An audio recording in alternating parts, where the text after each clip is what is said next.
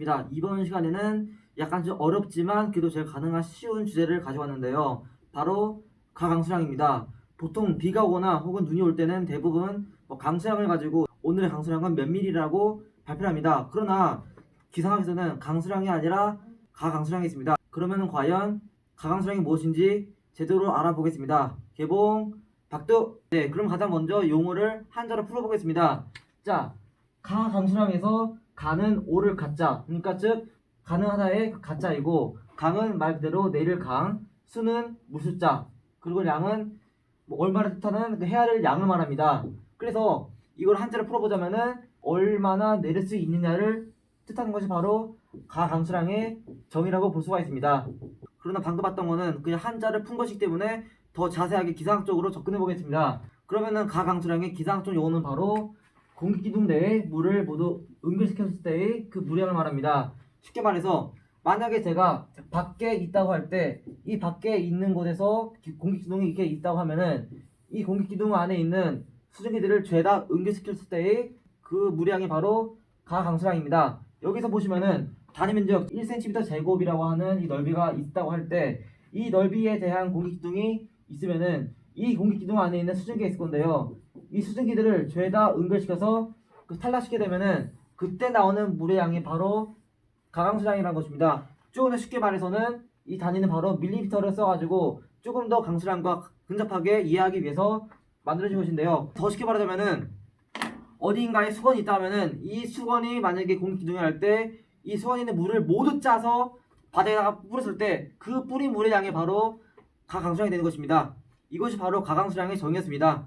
이에 따라서 방금 전에는 제가 이론적으로 접근했지만 수식으로 유도하자면은 가강수량 공식은 바로 인테그랄 0부터 P0까지 G분의 Q dP인데요. 여기서 Q라고 하는 것은 곧 비습이라고 하는 specific humidity라는 것이고, 단위는 그램 퍼 킬로그램 혹은 킬로그램 퍼 킬로그램을 사용하고 있습니다. 여기서 혼납비라고 하는 것도 역시 건조 공기 내에 들어있는 물량을 말하는데요. 비습이라는 것은 습은 공기 내에 들어있는 그 물의 양을 말합니다. 따라서 혼합비와 비습이라는 것은 절대적인 값이라는 점을 먼저 알아두시기 바라고, 혼합비하고 비습이라는 것은 공식을 보자면은 엡실론 곱하기 P-2분의 E가 혼합비고 엡실론 곱하기 P분의 E가 그 비습인데요. 이 둘은 거의 차이가 없기 때문에 혼합비하고 비습은 그냥 거의 똑같이 쓴다고 보면 될 것 같습니다. 그래서 이것이 바로 비습에 대한 정의였고, 다시 말해서 여기 있는 0이라고 하는 것이 되게 꼭대기이고 P0가 바로 지상이라고 보면 되는데, 즉 지표부터 지상까지에 있는 공기기둥을 가지고 그 공기기둥 안에 있는 모든 물의 양을 다 합쳐서 응결시킨 것이 바로 가강수량의 공식이라고 이 공식을 통해서 알 수가 있는데요. 다만 여기 첫 번째 식은 바로 그램 퍼 센티미터 제곱이라는 단위를 갖고 있고, 여기다가 밀도 즉 킬로그램 퍼 미터 세제곱이라는 것을 추가하게 되면은 이때는 바로 밀리미터 즉 킬로그램 퍼 미터 제곱이라고 하는 단위가 나옵니다. 기상청에서 쓰는 보통 가강수량은 대부분 다 밀리미터 단위라는 점을 알아두시기 바랍니다. 그럼 여기서 절대하고 상대의 관계를 알아보겠습니다. 먼저 상대적이라는 것은 주위에 비해서 내가 어떠한지를 정하는 것입니다. 그 다음에 절대라는 것은 주위와 상관없이 그냥 내가 어떠냐고, 즉 다른 사람 다 신경 끄고 내가 잘하면 그만인 것이고, 상대라는 것은 내가 잘해도 다른 사람이 잘하면 소용이 없는 걸 말합니다. 그래서 보통 대학교에서는 상대평가 아니면 절대평가를 쓰는데요. 상대평가라는 것은 만약 학과에서 30%까지가 A라고 하면은 내 점수가 95점이라고 할지라도 제가 10명 중에 4등을 하게 되면은 30% 안에 들지 못하기 때문에 이렇게 우수한 점수를 받고도 불구하고 A를 받을 수가 없습니다. 반면에 만약에 절대평가를 하면은 학과에서 86점 이상이 다 A라고 한다면은, 만약에 이때랑 똑같이 10명 있다 할 때 내 점수가 95점이고 이것이 9등이 거의 꼴찌에서 2등을 할지라도 이론상으로는 A를 받을 수가 있고, 혹은 반대로 내 점수가 35점이지만 이게 1등이라고 하면은 점수가 낮기 때문에 이러한 점수로도 F에서 D0를 받을 수가 있는 것입니다. 이것이 바로 절대하고 상대라는 개념이었는데요. 이 개념을 가지고 대기연력학이랑 관련 제고겠습니다. 먼저 상대수도라는 것은 말 그대로 기온에 따라 포화수증이 변하는데, 이러한 상대수도는 온도에 따라 달라집니다.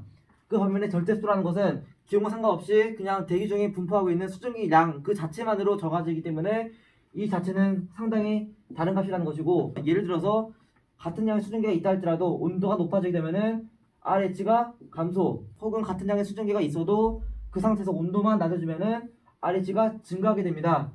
그 반면에 절제수라는 것은 아까 말했듯이 기온과는 전혀 상관은 없어서 그냥 지금 공기 중에 분포하고 있는 수증기량이 대체 얼마인지에 따라서 달라지는 것입니다.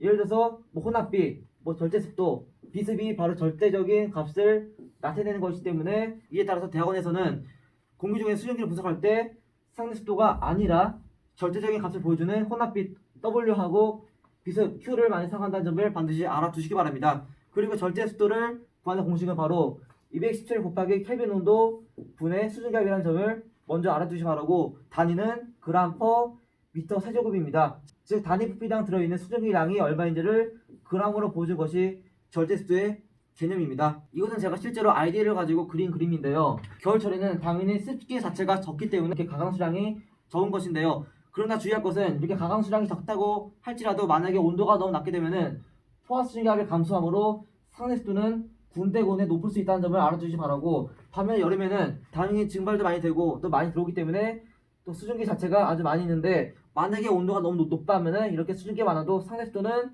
목적보다 더 낮을 수 있다는 점을 알아두시기 바랍니다. 네, 제가 더 쉽게 설명하자면은 만약에 이러한 티슈가 하나 있다고 가정하겠습니다. 만약에 지금이 한여름이다 하면은 이 티슈 자체는 물기가 많아서 쭉 짜게 되면은 아주 많은 양의 물이 밑에 떨어질 것입니다. 반면에 겨울이 되면은 거의 마른 티슈이기 때문에 아무리 걸레를 쫙 짜도 물이 나오지가 않아서, 그래서 겨울철에 가강수량이 적다는 것은 말 그대로 대기 중에 수증기가 없다는 것이고, 여름철에는 이렇게 수증기가 매우 많기 때문에 쭉 짜면은 아주 많은 양의 물이 나온다는 것을 알아두시기 바랍니다. 그러면은 사람들이 오해하는 것인데요, 바로 가강수량하고 일반 강수량과의 관계입니다. 우리는 말 그대로 가강수량이 70mm 하면은 내일 비가 70mm 오겠구나라고 오해하기 쉬운데, 이는 아주 잘못된 설명입니다. 가강수량은 단지 현재 우리 머리 위에 있는 물기가 얼마나 있는지 설명한 것이지 강수량과는 전혀 다른다는 점을 먼저 알아두시기 바랍니다. 그 이유는 보통 비가 온다는 것은 제 머리 위에 있는 수증기 자체가 중요하지만 외부에서 바람을 타고 수증기가 들어옵니다. 이거는 제가 전에 설명드렸던 하층 치트랑 관련되어 있는데요. 만약에 하층에서 외부에서 아주 많은 양의 수증기가 들어오게 되면은 지금 제 머리 위에 가강수량이 50mm라고 할지라도 이 밖에서도 70mm짜리 가강수량이 들어온다거나 아니면은 더 많은 양의 수증기가 들어오게 될 경우 제 머리 위에서는 이보다 더 많은 양의 비가 올 수가 있습니다. 이에 따라서 가강수량은 그냥 제 머리 위에 있는 물의 양 따라서 그냥 비가 많이 온다 적다를 판별하는 것이지 아주 직접적인 강수량을 대변하는 것은 아니라는 점을 반드시 알아두시기 바랍니다. 그래서 제가 한번 보여드리자면은 부산 지역에는 아주 많은 양의 비가 왔었는데요. 이때 부산 지역에 200mm가 비가 왔다고 하는데 당연히 가강수량은 200mm가 되지 않고 그 당시 60에서 70mm였습니다. 그 말은 지금 제 머리 위에 있는 물의 양은 60에서 70mm이지만 외부에서 그만큼 더 많이 들어왔기 때문에 이보다 훨씬 더 많은 비가 더 왔다고 볼 수 있는 것입니다. 그럼 이상으로 가강수량에 대한 설명이었습니다. 구독과 좋아요 눌러주시면 감사하겠습니다. 감사합니다.